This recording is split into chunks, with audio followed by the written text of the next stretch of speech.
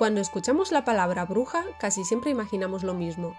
Una anciana encorvada, con una nariz enorme y verrugosa, un sombrero puntiagudo y, por supuesto, volando en su escoba. Vamos, la clásica imagen de cuento. Y sí, la idea de que las brujas vuelan en escobas está en todas partes. Películas, series, ilustraciones... Pero, ¿alguna vez te has preguntado de dónde viene exactamente esa imagen? ¿Quién fue el genio que dijo, sí, claro, las brujas vuelan en escobas? Cuando todos sabemos que una escoba no vuela ni de broma.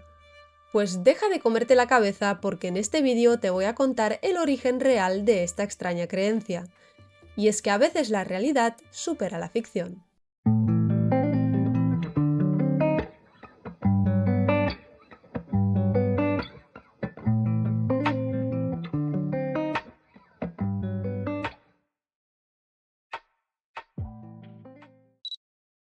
¡Hello! ¡Hola, mis bellas criaturas! ¿Qué tal? ¿Cómo estáis? Bienvenidos un día más al canal. Yo soy Florislava y ese de ahí es Vincent. Y hoy vamos a descubrir de dónde viene la idea de que las brujas vuelan en escobas.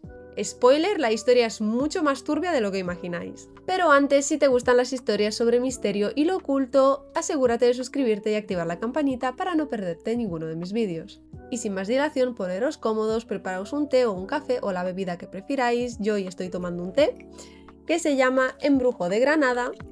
Está compuesto de té negro, roibos, caramelo, flor de jazmín y flor de malva. A mí me lo regaló mi suegra cuando fue a Granada, pero os podéis hacer esta mezcla en casa perfectamente y está buenísimo, o sea, increíble, os lo recomiendo 1000%. ASMR.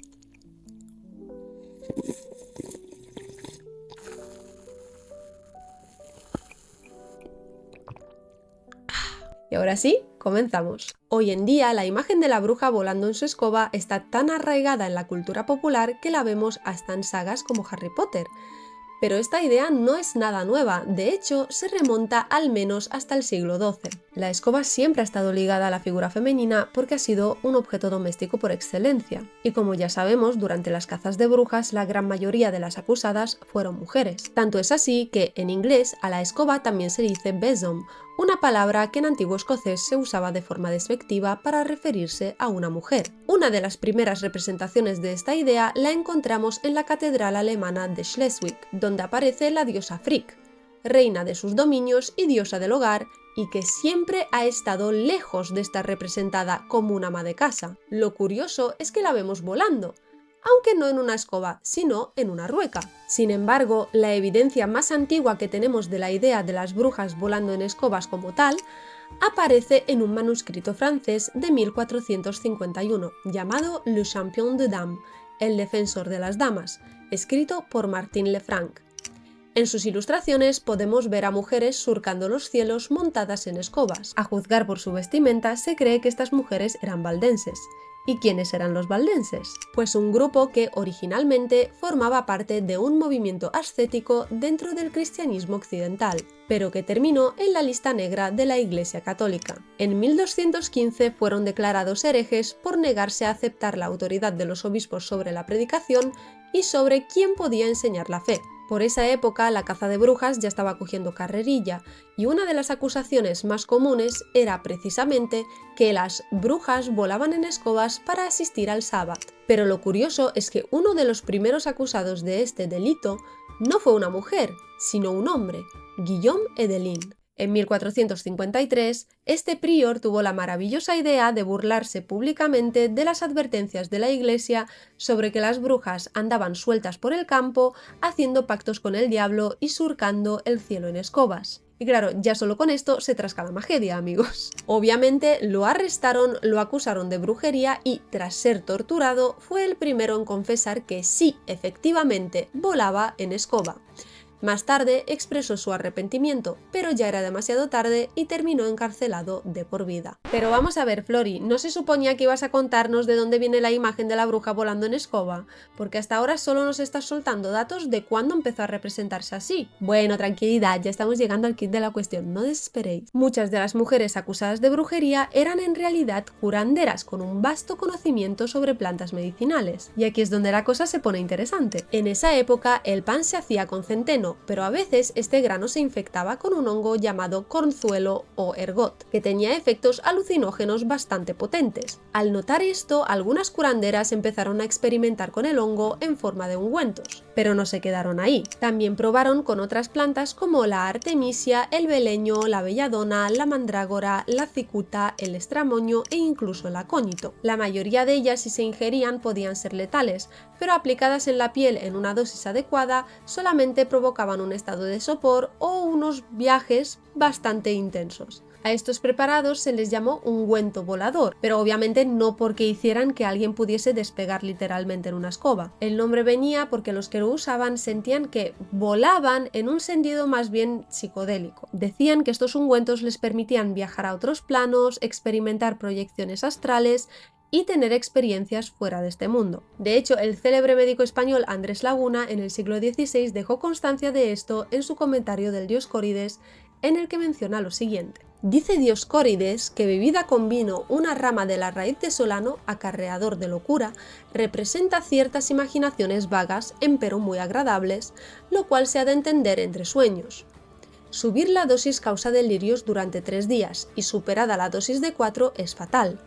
Aquesta pues debe ser, según pienso, la virtud de aquellos ungüentos con los que se suelen untar las brujas, la grandísima frialdad de los cuales de tal suerte adormece que por el diuturno y profundísimo sueño les imprime en el cerebro tenazmente 1000 burlas y vanidades. Y para nuestro deleite, Andrés Laguna acompañó este comentario con una anécdota épica de su propia cosecha sobre lo que pasó en 1545 cuando trabajaba en un pueblo donde descubrieron a una pareja de ancianos practicantes de brujería. En la casa de estos encontraron uno de estos ungüentos y Laguna lo describió así. Su olor era tan grave y pesado que mostraba ser compuesto con hierbas en el último grado frías y soporíferas, cuales son la cicuta, el solano, el beleño y la mandrágora. Un pequeño apunte, con el solano, que menciona tanto aquí como en el comentario anterior, se refiere a la belladona. Y aquí viene lo mejor, porque a Laguna y al alguacil se les ocurrió la maravillosa idea de probar este ungüento en alguien. Porque claro, que podía salir mal, ¿verdad? Así eligieron ni más ni menos que a la esposa del verdugo. Sé que también no había otra persona en la que probarlo, que llevaba tiempo teniendo problemas para conciliar el sueño. La untaron de pies a cabeza con el ungüento. De súbito en ser untada, con los ojos abiertos como conejo, pareciendo también ella propiamente una liebre cocida, se adurmió de un tal profundo sueño que jamás pensé despertarla. Cuando lograron despertarla, 36 horas después, cabe decir, su reacción fue oro puro. ¿Por qué mal punto me despertases que estaba rodeada de todos los placeres y deleites del mundo? Luego miró a su marido y le soltó: tacaño, hágote saber que te he puesto el cuerno, y con un galán más mozo y más estirado que tú. Acto seguido siguió divagando contando cosas de lo más extrañas y rogando que la dejaran volver a su dulce sueño. Y por desgracia o por fortuna, jamás volvió a ser la misma después de aquel experimento. Si nos ponemos a escarbar en la historia, nos topamos con montones de referencias a estos famosos ungüentos voladores. Uno de los primeros en hablar de ellos fue Roland de Cremona, que en 1230 los mencionó en su Suma Teológica, aunque en ese momento todavía no se asociaban directamente con las brujas. Se conoce que el primero en vincular estos brebajes con la brujería fue Johannes Hartlieb, un físico bávaro que en 1456 describió el uso que hacían de estos las brujas. Y no fue el único. Alfonso Fernando de Madrigal, más conocido como Alfonso el Tostado, también los mencionó en su Supergénesis Comentaria. Y ahora me diréis, vale, lo del ungüento está claro, pero ¿qué tiene que ver con las escobas? Resulta que las curanderas o brujas descubrieron que estos ungüentos hacían más efectos si se aplicaban en las mucosas. Y claro, había una zona en particular donde la absorción era mucho más rápida y efectiva. ¿Os hacéis una idea? Palo de escoba untado, mujer montando palo de escoba. Es que no quiero que me desmoneticen el vídeo. os hacéis una idea, ¿no? No hace falta que os lo dibuje. Pues eso, pues tanto por fuera como por dentro, que les gustaba mucho su palo de escoba, que se lo pasaban muy bien con él. Y aquí está el origen de la imagen de la bruja montando en escoba. Eso sí, no solo se lo aplicaban ahí, también se dice que se untaban bajo los brazos y otras zonas sensibles para potenciar el efecto. Básicamente era su modo de viajar sin despegar los pies del suelo. Esto lo podremos encontrar de hecho descrito en un texto del siglo XV escrito por Jordanes de Bergamo que dice así: el vulgo cree y las brujas confiesan que ciertos días y noches untan un palo y lo montan para llegar a un lugar determinado, o bien se untan ellas mismas bajo los brazos y en otros lugares donde crece vello. Así fue como la escoba pasó de ser un simple utensilio de limpieza a convertirse en un símbolo inseparable de la brujería. El problema, que la forma en que se usaba empezó a verse como algo sexualizado, y peor aún, como un símbolo de libertad femenina. Y ya os podéis imaginar el resto. Pero eso no era todo, no ayudaba tampoco el hecho de que hubiera ritos paganos donde la escoba tenía un papel importante. Por ejemplo, algunos campesinos saltaban entre los cultivos con una escoba entre las piernas, o la alzaban al cielo para enseñarle a la cosecha lo alto que debía crecer. Y claro, en una época en la que el cristianismo veía cualquier tradición pagana como cosa del diablo, estas prácticas fueron rápidamente tachadas de brujería. Así que si alguien ya lo tenían en el punto de mira, bastaba verlo usando una escoba de forma indebida para acusarlo de pacto con el maligno. De hecho, se conoce que en Irlanda, en 1324, una viuda rica, Alice Kay Taylor, fue acusada de brujería y uno de los cargos contra ella fue que había sido vista barriendo las entradas de las casas de sus vecinos en un supuesto intento de llevarse la buena fortuna de estos y barrerla hacia su propia casa, aunque en su casa efectivamente encontraron también el ungüento volador. Otro texto muy curioso del siglo XVII donde se explica esto de que las brujas vuelan es en la obra Lo que quería ver el Marqués de Villera de Francisco de Rojas Zorrilla. Dice así: luego otros creen que vuelan las brujas. Pues no, no, ignorante. Yo pregunto cómo es, que yo soy un lego. Úntanse todas. Y luego provoca a sueño aquel unto, que es el opio de un beleño que el demonio les ofrece de calidad que parece que es verdad lo que fue sueño. Pues como el demonio espera solamente en engañar, luego las hace soñar a todas de una manera. Y así piensan que volando están cuando duermen más, y aunque no vuelan jamás, presumen en despertando que cada una en persona el becerro ha visitado y que todas han paseado los campos de Barahona. Siendo así que vive Dios, que se han visto por momentos durmiendo en sus aposentos untadas a más de dos. Hoy en día el tema de los ungüentos voladores ya quedó en el pasado, y con razón. Ahora ya sabemos lo peligrosos que pueden ser para la salud, así que si en algún momento se te ha ocurrido utilizar uno, por favor, pasa de hacerlo, no lo hagas. Por tu salud, por tu seguridad, no lo hagas. Eso sí, aunque los brebajes alucinógenos quedaron atrás, hay algo que sigue muy vigente: el uso de las escobas en tradiciones paganas y neopaganas que cada vez tienen más seguidores. Un claro ejemplo es la Wicca, donde la escoba sigue siendo un elemento importante, sin embargo la forma en que la usan ha cambiado por completo. Para empezar, en estas prácticas la escoba no es solo un objeto cualquiera, sino que se carga de energía y se consagra para el propósito para el que se vaya a usar. ¿Y para qué sirve? Pues principalmente para limpiar energéticamente un espacio antes de hacer un ritual o invocar un círculo. Ojo, que no estamos hablando de barrer literalmente, sino de eliminar malas energías. Por eso no es necesario que la escoba toque el suelo o la superficie que se esté limpiando. Y lo mejor es que hay para todos los gustos. Hay escobas grandes, como esta por ejemplo, que se utilizan para invocar círculos, limpiar espacios más grandes, proteger la casa, lo que necesites. Y luego hay escobas más pequeñitas, como esta por ejemplo, que puedes utilizar en otro tipo de espacios más pequeños, o proteger el altar o algún espacio más chiquito, o si necesitas una escoba compacta que quieras llevar contigo a alguna parte. Cuando se trata de limpiar energéticamente espacios grandes como una casa, la escoba es una herramienta clave en la magia doméstica. La técnica más común es barrer desde la parte trasera de la casa hasta la puerta principal,